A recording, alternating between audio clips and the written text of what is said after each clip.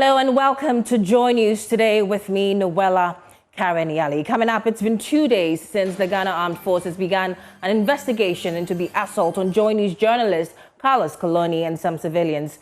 And we've got details. Also, Evertex, a one-man company linked to SML, secured a multi-million city contract at Kotoka International Airport to audit revenue. Investigative findings show the contract may have been backdated, with key documents signed before officials' approval. The deal has since been terminated and the special prosecutor is now involved. We have details of the investigation by Maxwell Aagaba and his team. Also, DSTV has until August 7, 2025 to reduce its charges or face a license suspension. Communications, Digital Technology and Innovation Minister Sam George says the move is part of efforts to protect consumers and ensure fairness in Ghana's digital space. Also, the Roads and Highways Minister is on a mission to recover $30 million from an Indian construction firm for work allegedly not done. You've taken our 30 million. We have done no work. You will either have to work up to 30 million or you give us our money back. More as he wants former Vice President Dr. Mahamudu Bawumia to break his silence on the controversial $158 million Wale Wale Road project. Also, Ghana Armed Forces deploys on ground and aerial tactics in intensified operations in Boko as part of efforts to secure lasting stability in the area.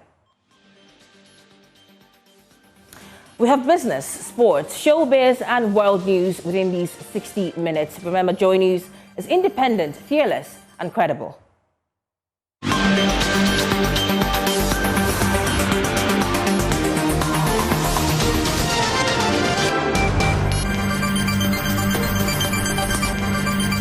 You're welcome back. Now, investigation by Maxwell Aagaba and his team has uncovered that Strategic Mobilization, SML, Ghana's affiliate Evertex Logistics Limited, quietly secured a multi-million-dollar revenue assurance contract at Kotoka International Airport, despite having just one registered employee and zero track record in auditing. Now, documents point to suspicious contract timelines, allegedly backdating, and the involvement of top officials, including former Ghana Airport Company Limited board chairman Paul Adom-Otchere. And according to the investigation, Evertex, which turned out to be linked directly to SML via shared ownership and executive staff, slipped into the airport company, raising serious legal and ethical concerns. Now, since April 2025, the contract has now been terminated, and the Office of the Special Prosecutor has formally charged several officials. The full story by Manasseh Aagaba, Ajua Adobia Owusu, and Evans Aziamo Mensah is on myjoyonline.com.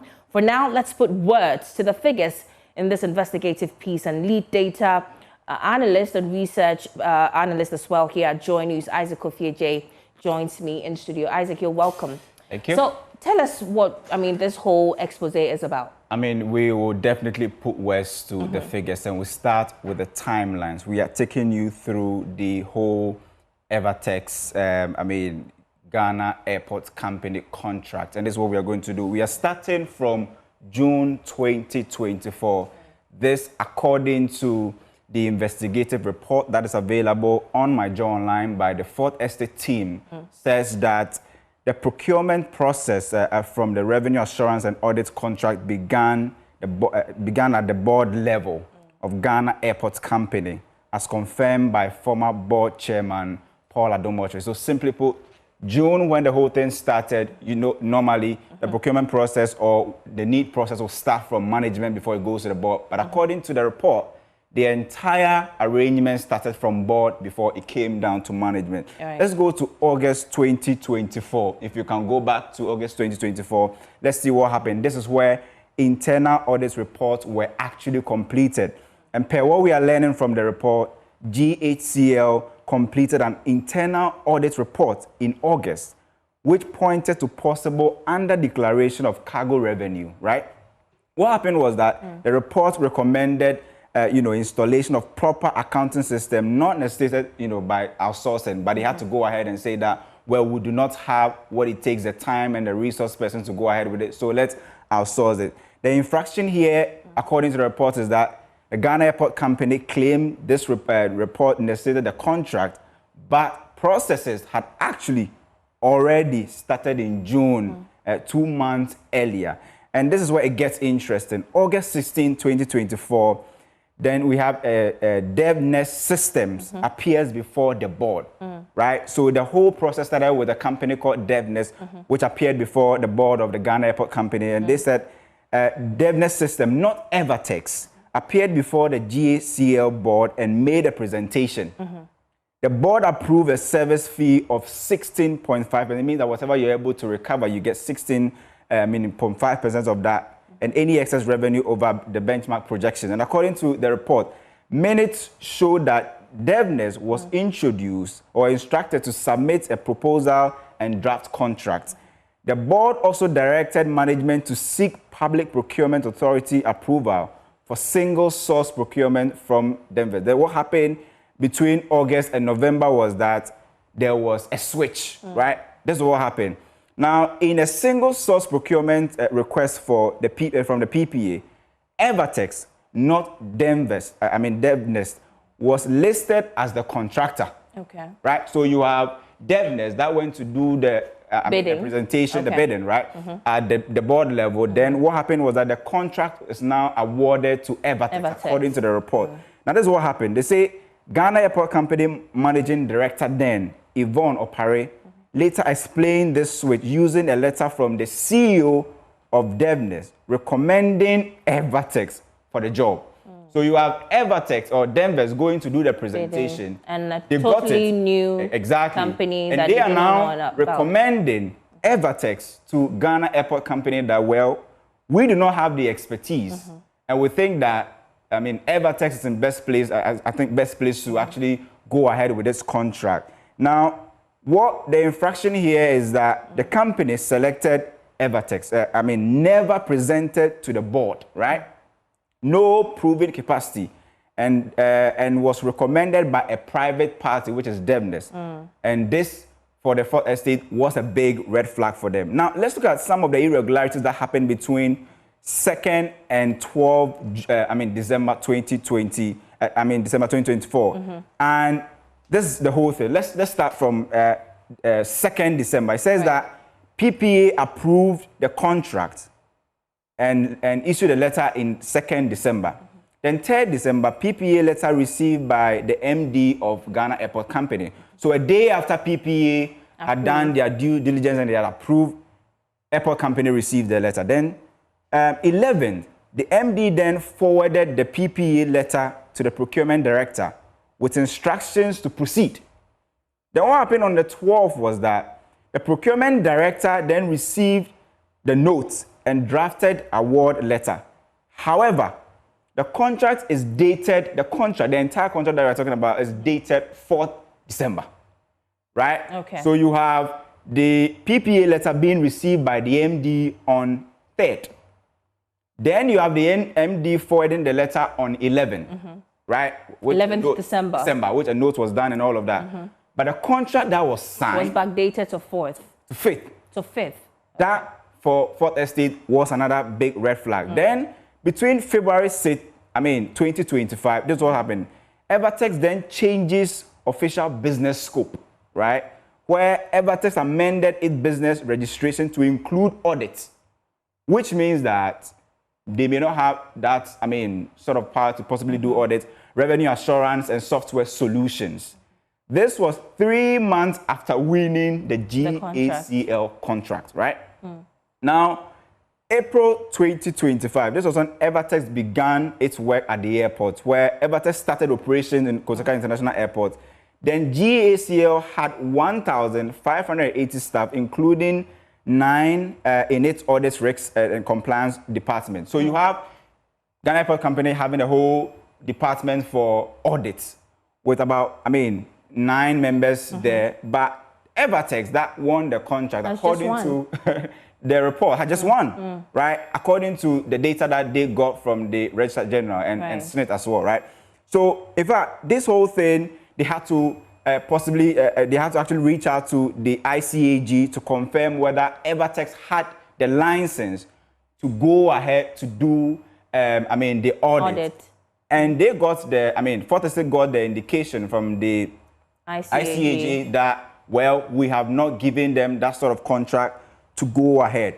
So the whole thing is about a company called DevNest who went to possibly meet the board, did a presentation, won, and then DevNest was the third party or private party recommending to Ghana Airport Company that, well, we think that Evertex is the right company for your job. Absolutely, and this is what the Fourth Estate is pointing out that, well, no money has been paid yet, but we think that Evertex, which they have proven in their article that is linked to SML, and you have, some of the members and staff of SML also acting as staff at, Evertex. All of this raising big red flags about the contract that was signed between Ghana Airport Company Limited and Evertex. Thank you so much, Kofi Aagaba. Kofi Aagaba is our lead research analyst right here at Joy News. Meanwhile, a member of Paul Adom-Otchere's legal team, Lenin Anani Ajayi, is pushing back against the conditions set by the Office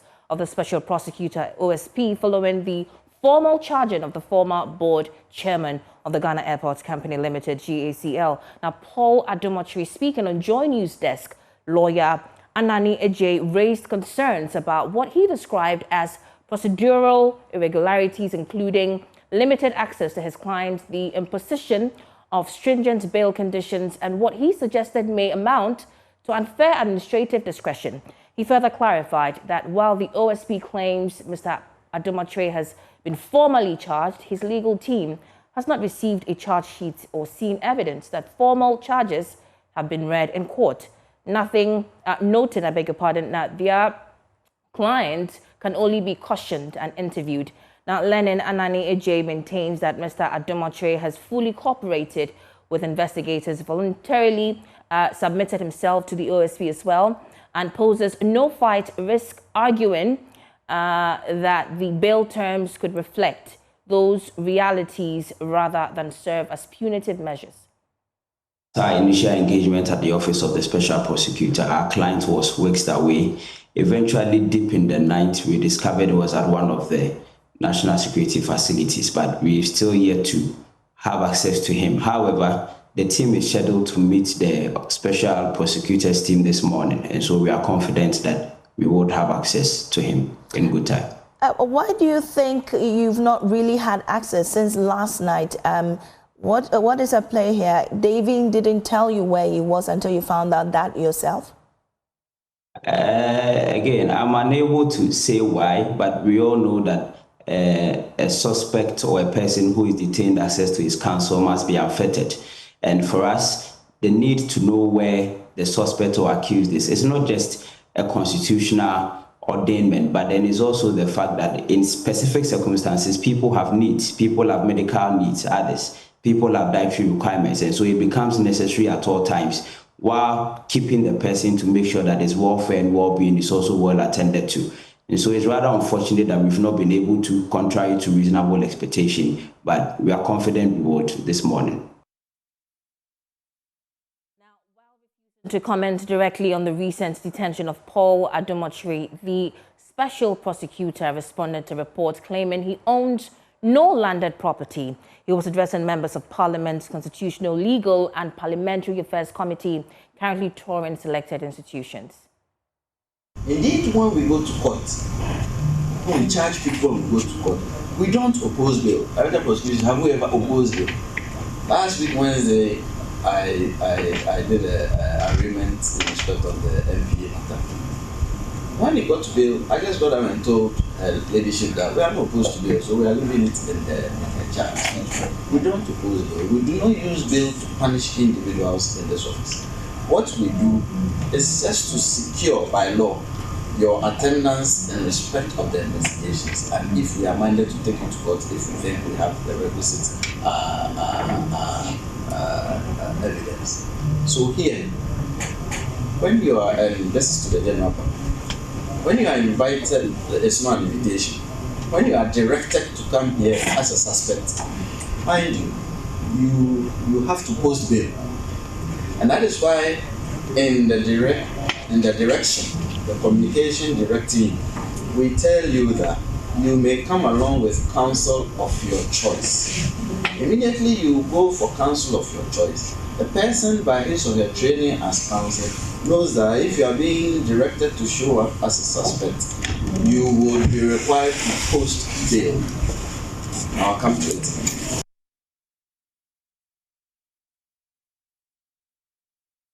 Moving on, the clock is ticking for MultiChoice Ghana operators of DSTV as Communications Minister Sam George instructs the National Communications Authority and issues a firm deadline to reduce DSTV. Either DSTV reduces its charges or risk having their licenses suspended by August 7. Now, the sector minister says the move is part of a broader push to ensure fairness for Ghanaian consumers. And speaking at the Government Accountability Series, Sam George also revealed major development in the telecom and media space, from the pending fate of Airtel Tigo to progress in radio license regularization and a firm commitment to crack down on cybercrime and digital exploitation. I made the announcement that I had directed MultiChoice to be present at the ministry for a meeting. At that meeting, we requested a 30% reduction in pricing for subscribers of MultiChoice Ghana's packages. The meeting addressed public concerns about affordability, value for money, and fairness in service delivery. I made clear the ministry's expectation that pricing structures had to be responsive to Ghana's current economic context. I made a formal request of 30% reduction in the package pricing and gave a deadline of July 21st for a formal response from MultiChoice. On the 21st of July this year, I received a 9-page letter from MultiChoice detailing why they were refusing to reduce their pricing. Their reasons included that the cedi had depreciated in the preceding 8 years by 240%. And they claimed that my request for a reduction on the basis of the appreciation of the cedi was unfounded because, in their words, the appreciation of the Ghanaian cedi over the last 6 months has been a fluke which could not be sustainable. As minister, my fidelity is to the Ghanaian people. I have had to act in the interest of the Ghanaian people. And I believe that the Ghanaian people have been fleeced and exploited for too long. I wrote back to the NCA on Monday and directed the NCA in that letter to suspend the broadcasting license of DSTV effective 7th of August 2025 if they fail to effect a reduction in their bundle prices. I cannot, as minister, serving the Ghanaian people, continue to watch what can best be described as plain stealing happening to the Ghanaian people. And my colleague Maxwell Aagaba joins us live from the presidency with more from the briefing. Maxwell, what more did the minister say about the DSTV August 7 deadline?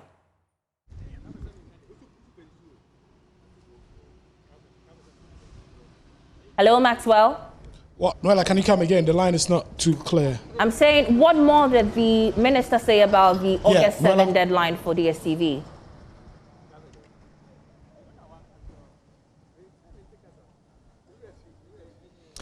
Well, if I heard you right, you are asking about the deadline given to DSTV. The minister was quite emphatic, and he did not mince words. In fact, he used words like fleecing. He used words like stealing to describe what he says has been the situation when it comes to DSTV, MultiChoice, and then the Ghanaian people. And he made it very clear that the interest of the President Mahama administration is to protect the Ghanaian consumer. And they're going to go every length to protect the Ghanaian consumer. He has also been providing updates on some other critical areas like the NGIC 4G, 5G rollout. He says that they have given NGIC by the end of Q4 if they are unable to begin a full rollout of government's 5G rollout, what you're going to do is to terminate the contract between government and then NGIC. So he was very clear. By the end of Q4, they are expecting a full rollout of the 5G network here in Ghana. If that does not happen by the end of Q4, they're going to terminate the contract with NGIC, which was signed under the previous administration. He has also been given updates about the Kelny GVG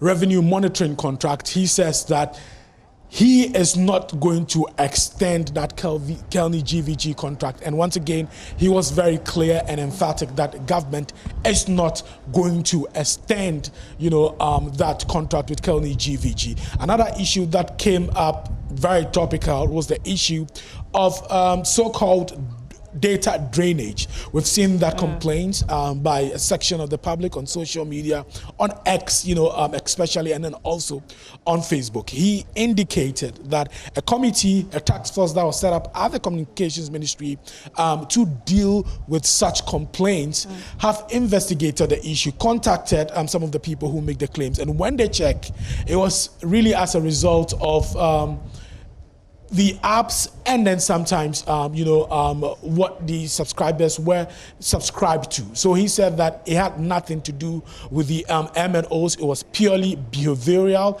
And what was happening. He cited an instance where they investigated the issue and they realized that the subscriber was actually using his data. He gave his phone to another person, and that other person was using, the data to stream a lot of, video content. So there's been a lot of happenings here at the Jubilee House. The session ended about 30 minutes ago here at the Presidency, Noella.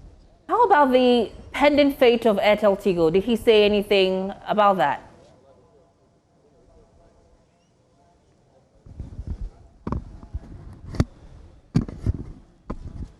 Yeah, hello, Noella. I'm asking about the pending fate of Airtel Tigo. Did he mention anything about that?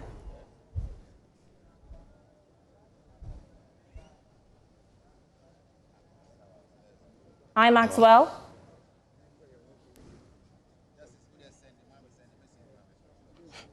Hello. Maxwell, if you can hear me, I'm asking about whether or not the minister gave an update on the pending fate of Airtel Tigo.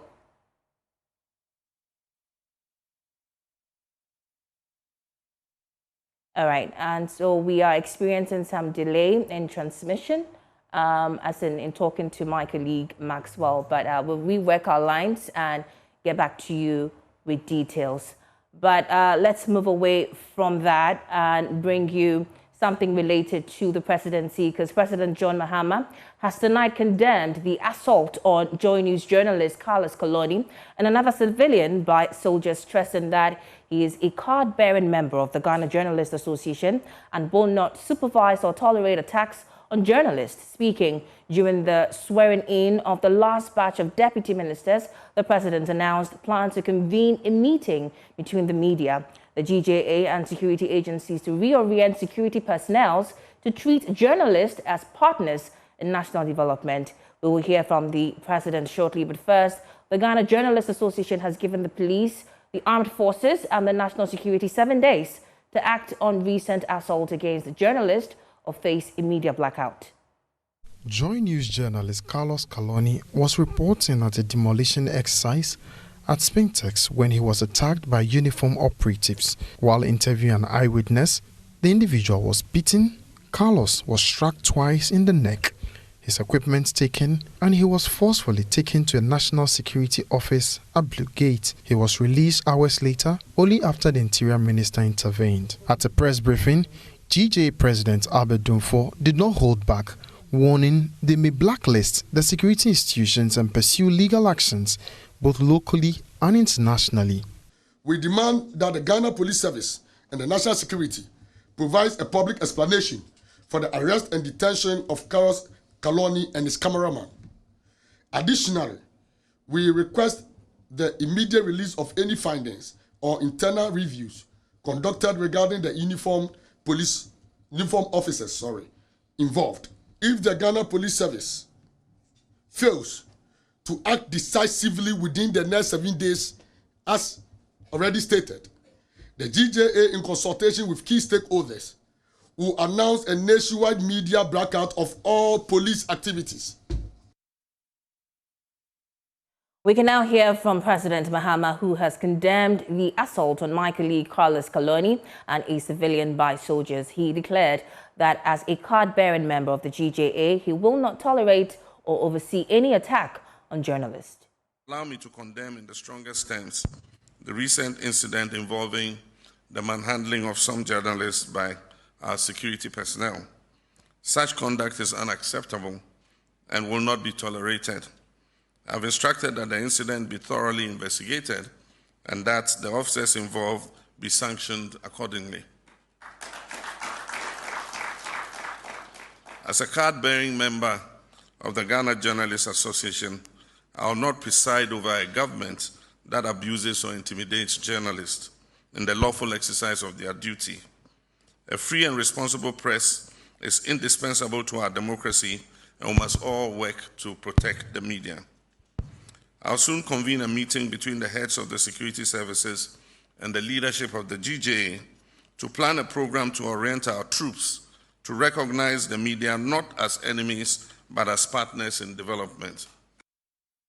Away from that, the Minister for Roads and Highways, Governor Kwame Agbodza, is demanding the return of $30 million paid to Indian construction firm JMC Project Ghana Limited, accusing the company of doing virtually no work on the Savelugu-Wale Road despite receiving an advance payment. Now, he says the company was paid 20% of the total $158 million contract sum, but has delivered only 1% of the first phase of the 113-kilometer project. Now, the minister has since referred the matter to the Attorney General and insists no amount of plea bargaining or political pressure will stop him from retrieving the funds. Was written such that we paid the contractor, I think, about 20% mobilization. And I just got to know that even the day of the sword cutting that the former vice president did, the truck, the vehicle, the equipment that were available did not even belong to the contractor because they were not ready. That we rushed to cut the sword. Now, the part of the contract also says that if they take that money and they raise the second certificate, after a period of time, if we fail to pay, they are free to terminate the contract and walk away with our 30 million.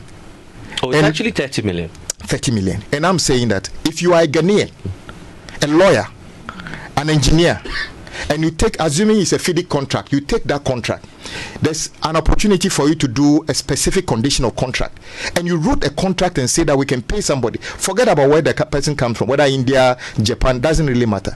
And say that when we pay you 30 million, and you raise a second certificate after a number of months we don't pay you, you can terminate and go. How can you actually hold your Ghana card and tell yourself that you belong to this country? Unless you hate us so much. But for me, it is done already. You've taken our 30 million. We have done no work. You will either have to work up to 30 million or you give us our money back. And there's no way out of this. No amount of meetings, no amount of conferences is going to change this. $30 million, do you know what that is? The contractor working at Agona to Takrady was started by the previous government. That was one of the things I was asking my predecessor. That project was awarded during President Akufo-Addo's time. Not $1 was paid. Certificate number 1, 2, 3, and 4, totaling $68 million today. But they sit on the rooftop saying that we have started it. You haven't even paid $1 for it. I have that $30 million. I can pay that contractor part of his $68 million we owe him, because guess what? He's never left site. Now, the roads minister also called on former Vice President Dr. Mahamudu Bawumia to speak publicly about the project, which is located in his home constituency. Meanwhile, the minister has given assurances that all road project and former President Mahama's Big Push initiative will be completed within 24 months. He says the era of long delays and abandoned road contract is over, and a new system of contract enforcement will be rolled out to ensure timely delivery. we want reset means that we need to change that narrative. So we are saying by the end of this year, month that we've entered into, all big push projects must be on site, except one which may not fully start, which is the Dambai Bridge, because we need to do further investigation and detailed design before they can actually start building. But they can start site preparation and other things. And all the projects have deliberately been structured to be 2 years span, so 24 months. And we are trying. They won't go beyond. No, we are not. So we break them into, because you see, I see a situation where for some reason we award a contractor 100 kilometers of road. People forget that constructing 100 kilometers of road is not a small undertaking. But maybe people are more interested in how much does it cost. They are looking at the money involved. So they take the job and just for the 7 years, 8 years, they don't do anything. We want to avoid that, and I'm saying that from now, big push, which is something that we all need like yesterday. When we award you 20 kilometers of road, and we say you should finish in 24 months, we are expecting you to finish ahead of schedule. If there's any evidence of 3 months of delay, we will write it into the contract. We terminate. We're not going to wait for you. If you like, you can go to court, because in any case, no contractor is compelled to participate in big push. You must be prepared to work 24/7 on that project. You must be prepared to finish that project within 12 months, unless something extremely unforeseen, which we can all understand. And also another problem we also noticed was lack of effective supervision, either by third-party service provider like consultants or our own staff from the various agencies. There's evidence that almost all of those did not perform the way they should be. So, for instance, a road is built that should last 15 years and it fails in 6 months. Then it has a shorter exactly life. And then we now need to look for another money to come forward. And we are saying from now, when you are a contractor and you want to participate in any activity at the ministry, you take the appropriate, you have to prove first of all you have the technical capability. You take the necessary insurance in terms of performance against the project. Now, moving on, the Ghana Armed Forces has launched a renewed and intensified security operation in Boko, Nalerigu and surrounding communities, deploying a combination of ground and aerial maneuvers in a bid to restore law and order in the conflict-prone area. The coordinated tactical effort, which began 3 days ago, is one of the most comprehensive military interventions in the region since the conflict began. There's more on the following report. Military sources say the use of both land and air assets is aimed at flushing out armed elements and securing volatile zones that have witnessed persistent unrest. The armed forces is relying on high mobility ground units to establish a strong physical presence across the conflict zone, while aerial surveillance and reconnaissance aircraft are assisting in real-time monitoring of movement and hotspots to support rapid response and strategic targeting. In a statement, the military urged residents to cooperate fully with security personnel and adhere strictly to directives, particularly the revised curfew hours of 6 p.m. to 6 a.m., updated from the previous 2 p.m. start time. The military has cautioned against the unauthorized sharing of past or unrelated military footage by bloggers, content creators, and media personnel, warning that such actions could spread disinformation and undermine the ongoing peace efforts. You're watching Joy News Today right here, and we take a break. We're back with business.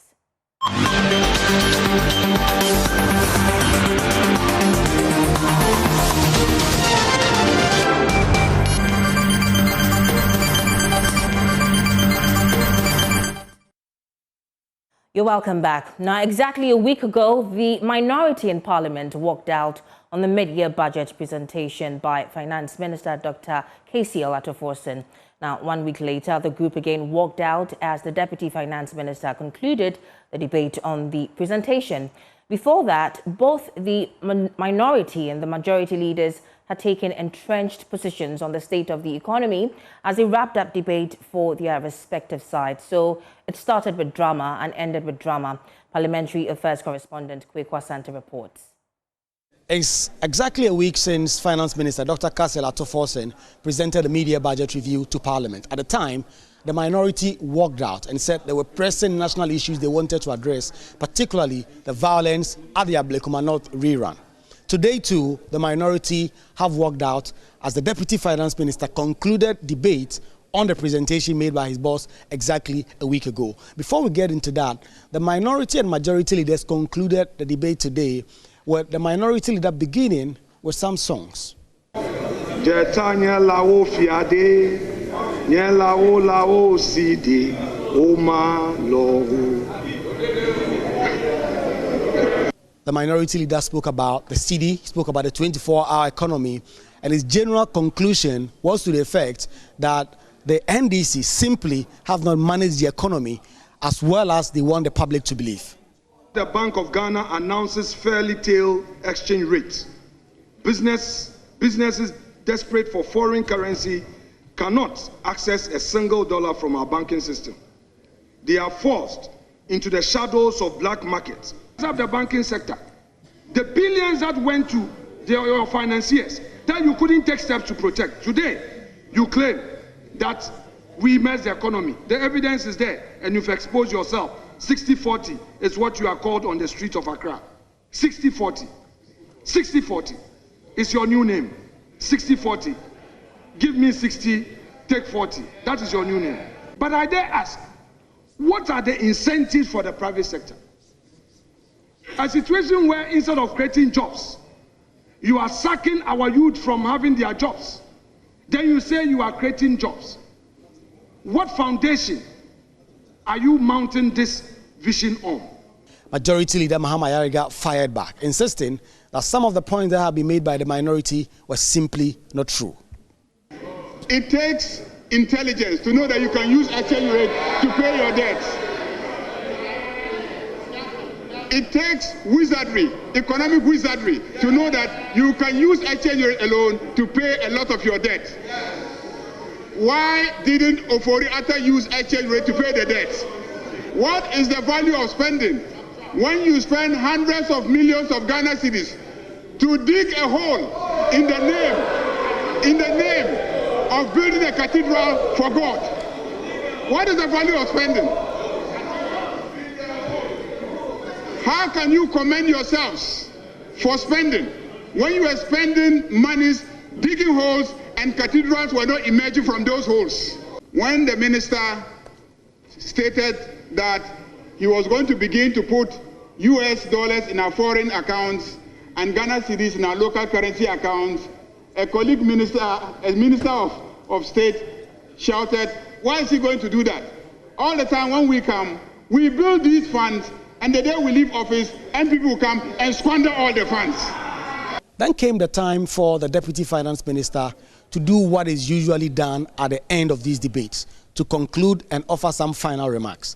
Today, the Finance Minister was not around, but his deputy was ready to step in his shoes. When he started, the minority only wanted him to say thanks to the House and end there, but he had more to say. Mr. Speaker, may I take this opportunity to thank honorable members for an engaging debate, some made in good faith and others with obvious mischief and misrepresentations. Since our colleagues on the other side were not present to listen to the Minister for Finance at first hand, we may forgive them for the misrepresentation since they may be speaking based on hearsay. Minority Leader was on his feet at some point to try and get the Speaker to stop the Deputy Finance Minister. But both the Speaker and the Majority Leader will have none of that.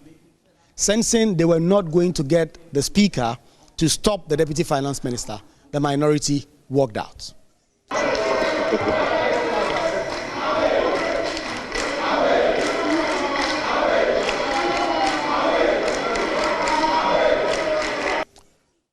Finance Minister concluded his remarks by Let's now get the latest in sports.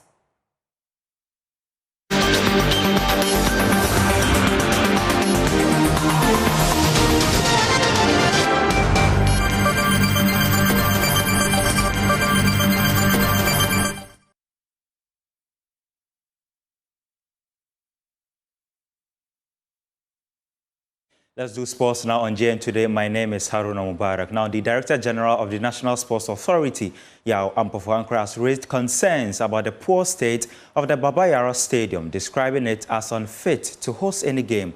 Now, the Ghana League Clubs Association are hoping to host the top 4 competition at the venue. Asante Kotoka, who use the facility as their home ground, are also counting on it for the upcoming season.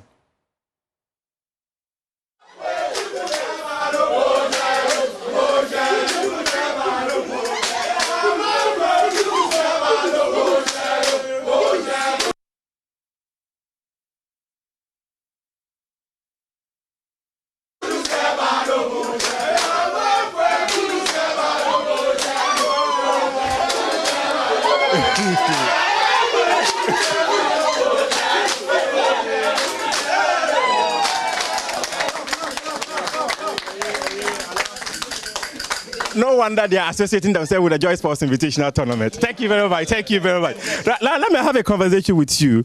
How ready are you for this event? Very, very ready. Very ready. We are ready since day one. And because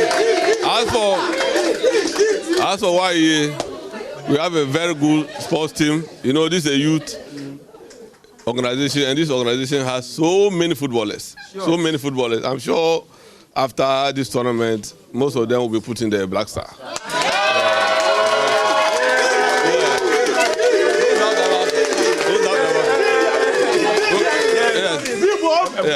And you know, YEA is led by no less a person than the CEO, Honorable Malik Basintali, who himself is a footballer. Yes, so don't worry, you will see him with the captain band leading the YEA team. And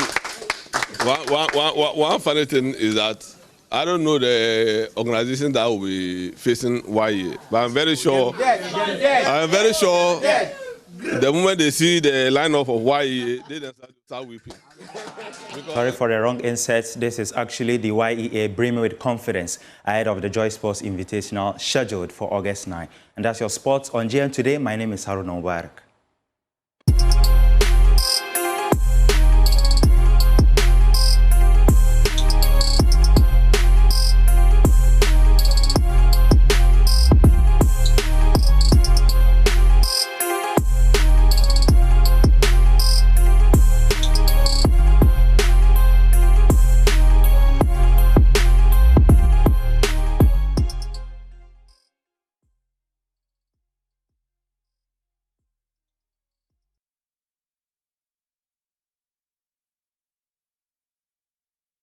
My name is Lois Shola Adeyemi, and it is time for Showbiz. Let's get into our stories. Now, Ghanaian musician, songwriter, and creative director Ochiame Kwame, widely known as Rap Doctor, has emphasized the importance of teaching traditional culture to children across all regions of the country.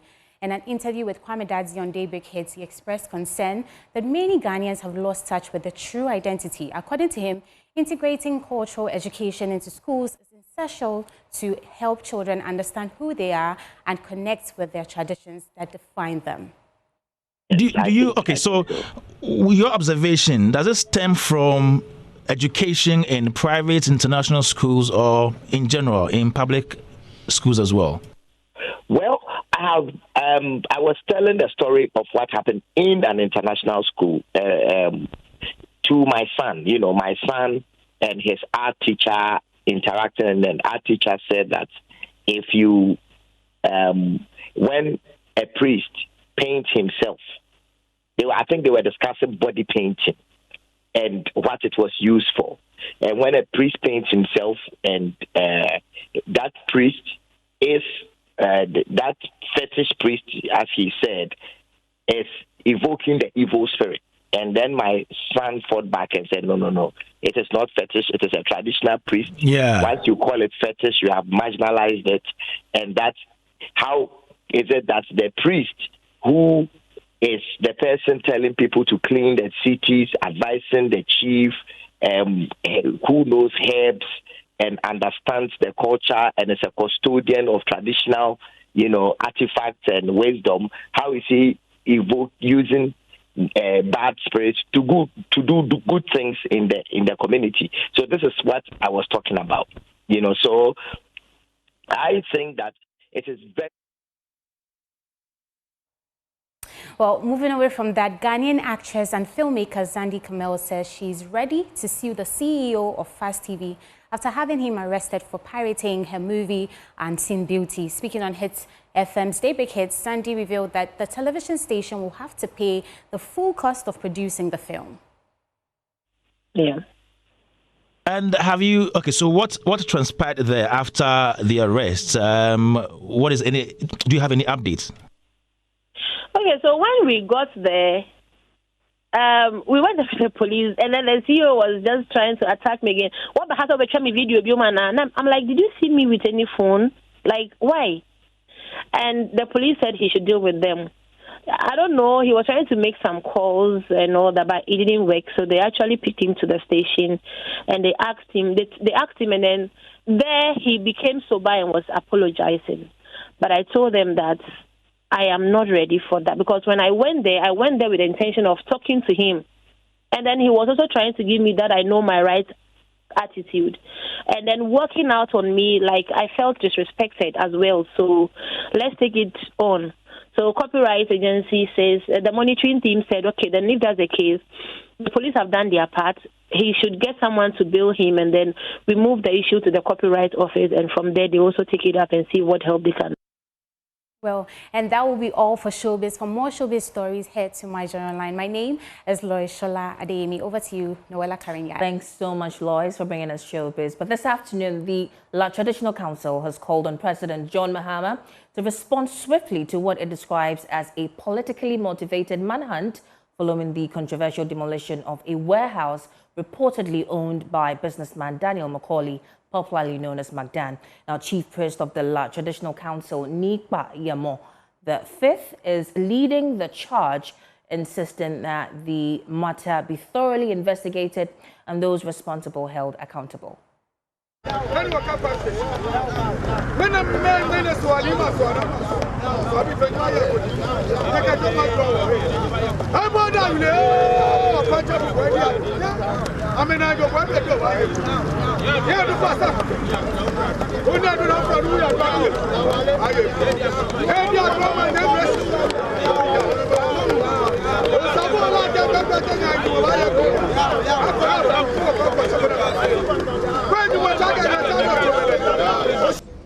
We should never pay that.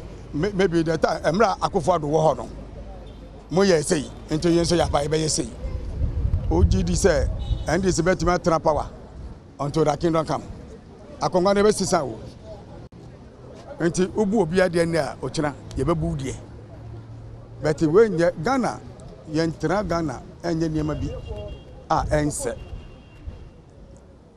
Magdan ninkoa employment ewo Ghana no nipa busumia o hwewom ana o twawon ka no bofa onya ye MP onya ye minister da and so nipa omano omunsako omano no o Magdan sam no beyond imagination.